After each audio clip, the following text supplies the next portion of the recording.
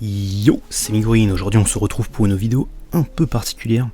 On va refaire comme la dernière fois avec The Old House une tier list des niveaux de puissance, mais cette fois-ci dans Amphibia. Voilà, donc qui est le plus fort, qui est le moins fort, finalement, des trucs comme ça. Et c'est un peu particulier parce que du coup cette fois-ci on a des sous-titres, normalement, si je veux foire pas au montage, ça va être relou à faire. Des sous-titres anglais parce que du coup la dernière fois la vidéo avait fait pas mal de vues et j'aime l'argent. Non, c'est une blague. Non, ce que je veux dire c'est que il y a peut-être des Américains ou des Anglais qui sont tombés par erreur sur la vidéo parce que du coup forcément le titre était en anglais en fait parce que bon voilà. Et du coup voilà, je me suis dit que ça serait plus simple de leur faciliter le travail. Alors pour vous ça ne change rien, normalement ça va juste occuper un peu plus l'écran. Voilà. Donc bah voilà, cette intro est terminée, on va pouvoir commencer directement. On perd pas de temps, et donc déjà de base, c'est pareil, c'est une tier list en petite catégorie, c'est une tier list, hein, c'est du D, du C, du B, du A, du S. Et du coup je vais le lire maintenant en fait, j'ai pas inclus des personnages un peu random. Donc en fait la plupart des habitants d'Amphibia qui savent pas se battre, enfin qu'on voit se battre genre une fois ou deux quoi, genre par exemple le cuistot quoi, je les ai pas mis, et pareil certains humains qu'on voyait se battre, mais c'est plus dans des séquences un peu au pif, je les ai pas mis, voilà. Et du coup on va commencer avec la catégorie D, le rang D, et du coup en bas du top on a principalement la famille des plantaires en fait. Je vais mettre les trois en même temps parce que du coup j'avais mis j'avais mis Maddie en plus, Maddie qui est l'ex de Sprig. Il me semble que c'est ça leur histoire, et qui du coup elle envoie des petites potions et du coup elle sait à peu près se battre correctement. Voilà, du coup je les mets à peu ici, ils font pas grand chose, même si Sprig avait battu en fait. Mais Sprig en fait c'est un peu Jar Jar, il a la chance avec lui. Donc c'est pour ça qui lui avait permis de battre des personnages comme Grime dans True Colors, principalement sans prendre de dégâts en fait. Donc c'était plutôt cool, mais ouais en fait généralement Sprig il est quand même vachement faible et il fait pas le poids, le mec il a un lance-pierre quand même, ça ne veut rien dire. Bref, donc au rang D on a la famille plantaire plus Maddie, et que je considère plus fort il me semble, parce que donc il y avait un épisode où on la voit se battre et on sait qu'elle se défend, c'est Madame Crocker, elle s'appelle, et on a juste vu qu'elle savait se battre, qu'elle savait se défendre et qu'elle a fait des moves de ouf, genre c'est une espionne la meuf, ça n'a aucun sens. Et voilà, bon voilà, c'est le rang D, voilà, j'ai pas besoin trop de m'expliquer pourquoi les personnages sont ici. Voilà. Maintenant, le rang C, pour avancer un peu. Là c'est plus débattable je dirais. En gros du coup basiquement c'est les trois humaines. Grossièrement ce que je considère être la...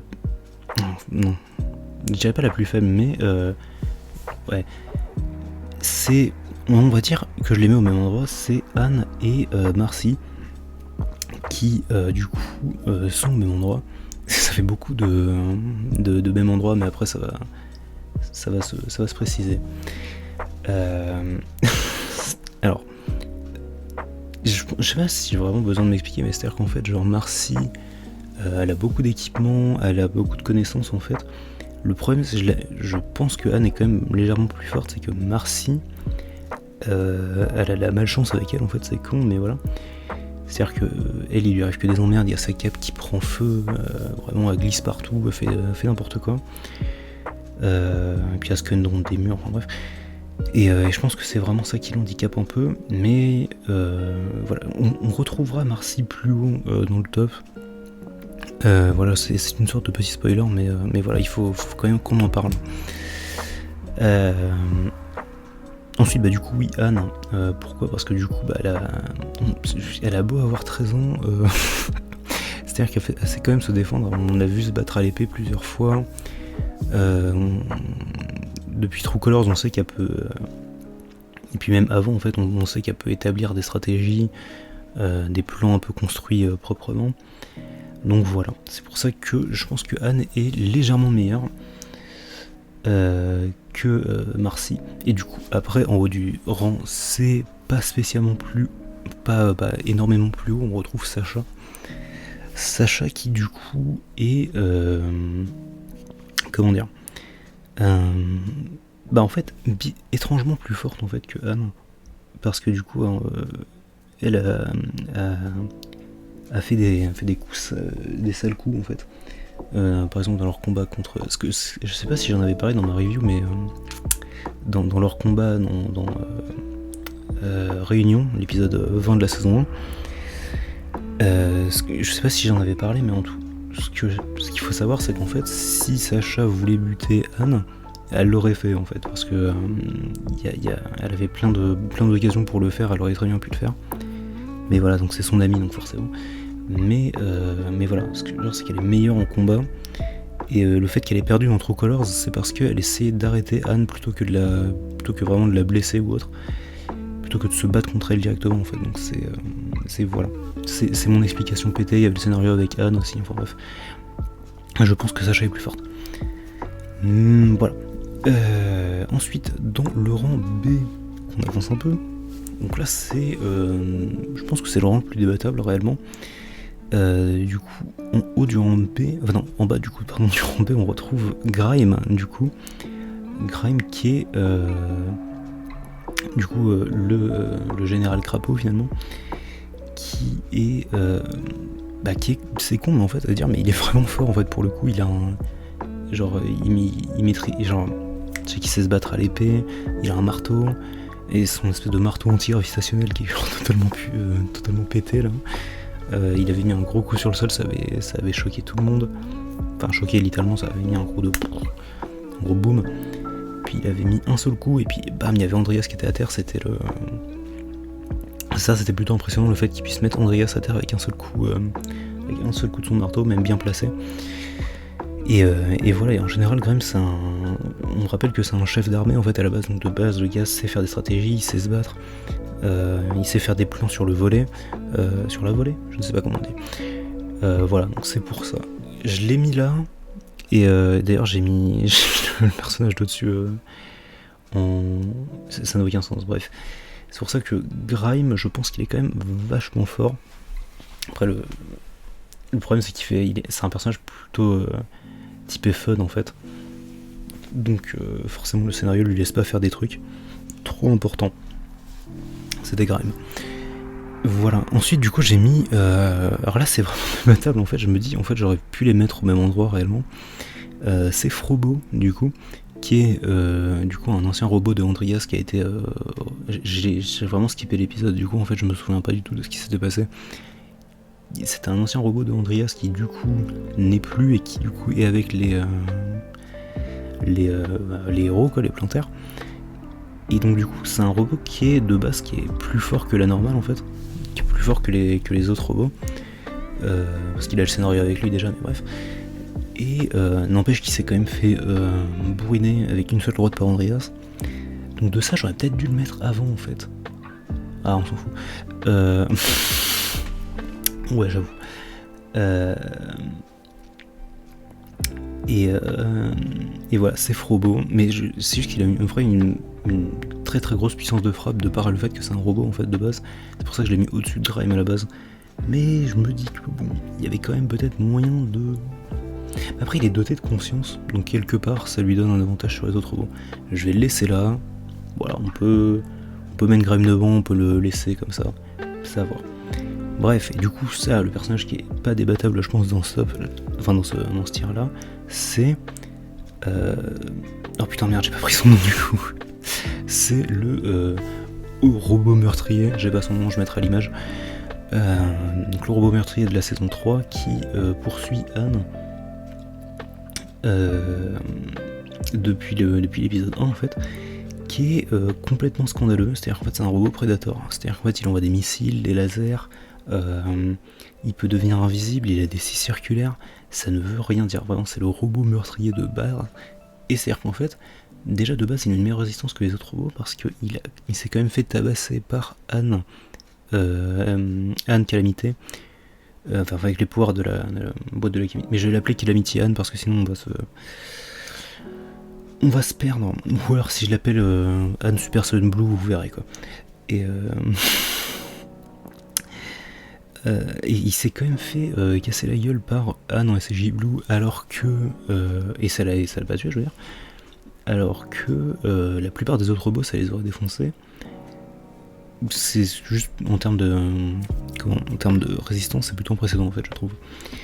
Voilà, c'est tout, c'est genre juste, c'est vraiment le robot Predator quoi, je le trouve trop bien. Alors ensuite, du coup, on passe du coup au rang A. Voilà, je sais même pas si j'avais dit qu'on était rentré dans le rang B, mais du coup oui voilà, c'est ça, c'est le cas. Là on passe du coup dans le tiers A. Le tiers A, en fait le tiers A il est rigolo parce que du coup il est composé que de 2 personnages, mais le gap de puissance entre les deux, il veut rien dire. Vraiment, c'est le plus gros gap de puissance entre 2 personnages, je crois, dans le même tiers. Donc du coup, dans le tiers A, on retrouve en bas du tiers la générale Yunnan. Je dirais pas tous ses titres parce qu'elle en a trop. Mais la générale Yunnan qui est du coup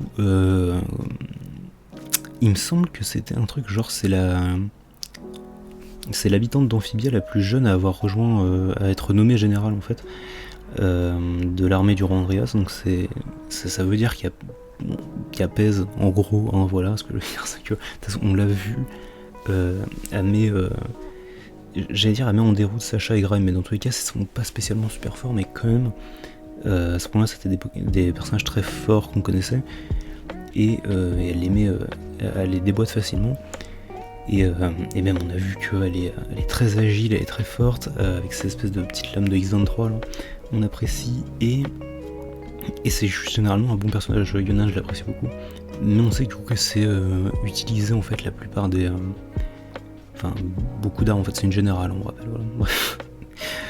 Général Yunnan, c'est en bas du tiers A, et du coup, en haut du tiers A, on retrouve le roi Andreas, qui du coup, qui est le roi d'Amphibia du coup, et qui on a vu du coup dans True Colors, et je crois qu'on l'a pas vu se battre réellement ailleurs, qui est du coup réellement un monstre en fait, hein. C'est-à-dire qu'en fait, parfois il se déplace à 4 pattes en courant dessus, il a accès à une épée de feu, enfin une espèce d'épée très énervée, des boucliers qui sont plutôt résistants d'ailleurs, on en reparlera.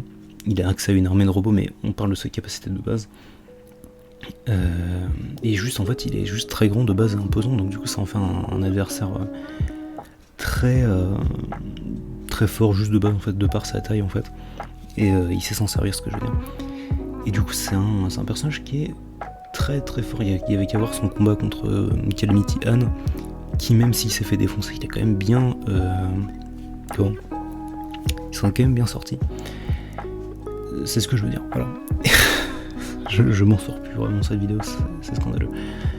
Je sais pas si ça se voit que ou si ça sent que je suis fatigué, c'est-à-dire qu'en fait cette nuit j'ai dormi 3 heures parce que il y avait la version bêta de Dragon Ball The Breakers qui est sortie à 3h du matin, voilà. du coup j'ai joué, voilà, très bon jeu d'ailleurs, bref, on parle pas de ça. Et donc dans le tiers S, les 2 nouveaux ajouts, enfin c'est pas vraiment les 2 nouveaux ajouts, mais en gros voilà, c'est les personnages les plus puissants de leur verse réellement, en premier du coup, et c'est à peu de choses près, et là du coup d'ailleurs le premier personnage c'est vraiment une sorte de headcanon réellement, et je vais en parler, c'est du coup Darcy, Marcy fusionne avec The Core, enfin le noyau,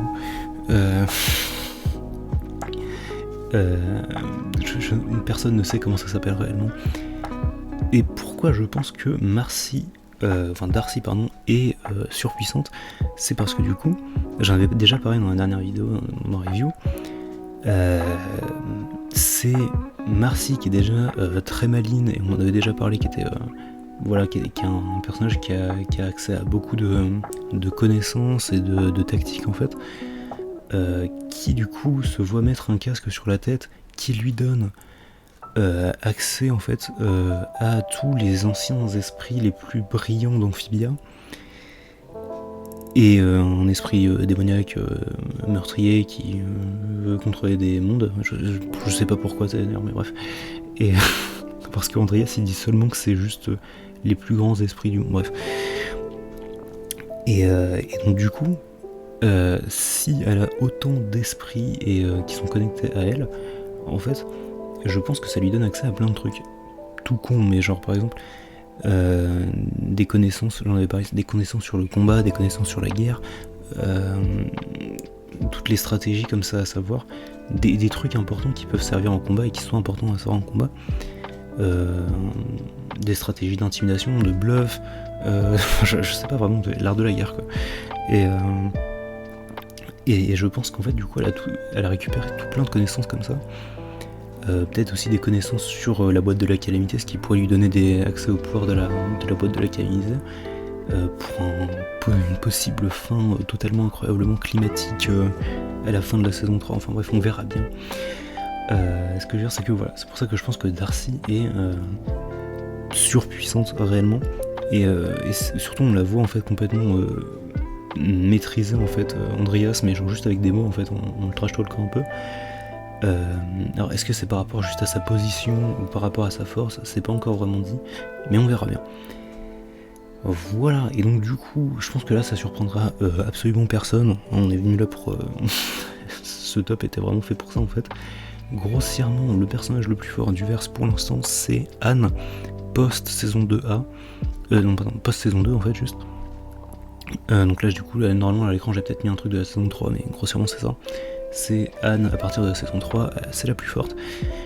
C'est con à dire, mais moi j'aime pas souvent en fait quand le MC est le plus fort de son verse. Je parle pas dans le micro de Peter, s'il faut c'est pas très fort.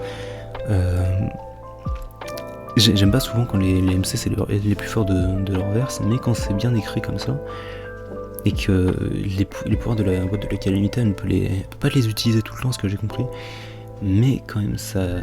Juste les pouvoirs juste Anne SJ Blue, Anne Calamité, c'est scandaleusement fort en fait. C'est-à-dire que genre, c'est pas genre non plus... je crois pas que c'est genre le personnage le plus fort des dessins animés Disney, parce que je crois qu'à côté il y a Star Butterfly avec tous les pouvoirs magiques qui est un peu voilà, mais un peu énervé. Non mais ce que je veux dire c'est que genre juste dans la saison, dans le final de la saison 2, donc True Colors, quand il accède au pouvoir de la première fois qu'elle accède au pouvoir de la boîte, en fait, genre, elle est surpuissante. En fait, elle se déplace. En fait, elle se déplace plus vite que la vitesse de la lumière, c'est ça déjà. Parce que c'est con, mais en fait, elle esquive des lasers qui sont projetés, et des lasers, c'est la vitesse de la lumière en fait de base. Donc, et elle les esquive vraiment en mode le temps est arrêté autour, enfin ça n'a aucun sens. Et elle détruit des robots sans même les regarder. Elle explose le bouclier d'Andreas très facilement. Le seul problème c'est que du coup elle pouvait pas maîtriser ses pouvoirs sur le moment, mais en fait à ce point là maintenant elle les maîtrise, enfin, je dirais pas qu'elle les maîtrise, mais elle peut y accéder plus facilement. Donc elle est surpuissante, voilà ce que je veux dire, c'est que pour l'instant c'est la plus forte du verse.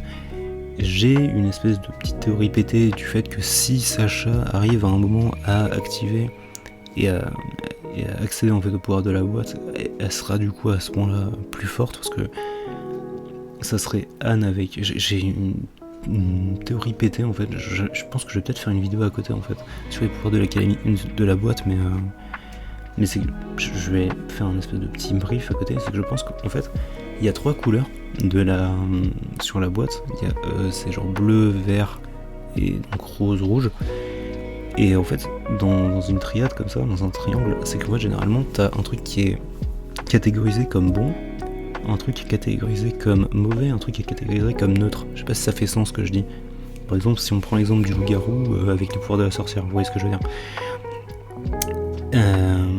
Là du coup par exemple Anne a les pouvoirs Anne qui catégoriserait, je sais plus ce que j'avais dit, je crois que c'était le courage pour Anne, donc bleu, vert Marcy c'est la volonté, et Sacha du coup rouge ça serait un truc genre la colère. Ce que je veux dire c'est que du coup là on a ce truc, c'est-à-dire qu'en fait le courage c'est forcément bon, la colère c'est forcément mauvais, et la volonté ça peut être bon ou mauvais en fait, ça dépend. Voilà, bon, j'en parle là à côté vraiment pour remplir un peu, mais grossièrement c'était ma vidéo, voilà, c'était la tier list. Voilà. Actuellement je tourne ça samedi, d'ailleurs ça sort mercredi, on s'en fout. Et j'espère que la vidéo vous aura plu, du coup. J'en fais pas souvent du coup, parce que c'est pas souvent qu'il y a des séries super intéressantes comme ça que je fais. C'est pas comme si je pouvais faire ça sur Ruby ou sur... Enfin sur Ruby je pourrais, mais ça serait plus chiant. Et voilà, bon du coup bref, j'espère que cette vidéo vous a plu. N'hésitez pas à laisser un commentaire, un like, quelque chose, ça me ferait plaisir. Et voilà, bisous à tous, et à la prochaine.